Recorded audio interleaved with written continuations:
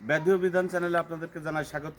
আমি হাকিম মোহাম্মদ মাহমুদ হাসান তাইজুল। আজকে যে গাছটি নিয়ে আপনাদের সামনে কথা বলবো, এই গাছটির নাম হচ্ছে মুক্তঝুরি। কেউ বলে মুক্তবসী, কেউ বলে বিল্লি লোটন, কেউ বলে বিড়াল কান্দনী।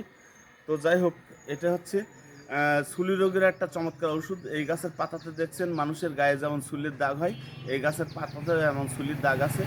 এটাই যদি আপনারা বেটে গায়ে মাখেন, তাহলে আপনারা সুলির স্থানে মাখবেন, সুলি সেরে যাবে।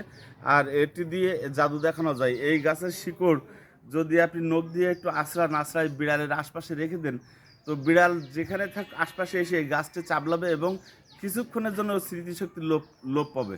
মানুষের শরীরে যেমন মাদকাসক্ত হইলে কিংবা মাদকতা আসলে মানুষের যেরকম একটু মানসিক ভারসাম্য হারিয়ে যায়, এই গাছের শিকড়টা চাবলালে বা কিছুক্ষণ চিবালে বিড়ালেরও কিছুক্ষণ স্মৃতিশক্তি লোপ পায়।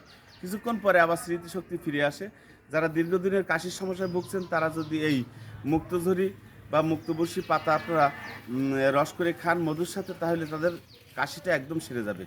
দেখতে থাকুন ব্যাধি ও বিধান চ্যানেল। Thank you. আসসালামু আলাইকুম।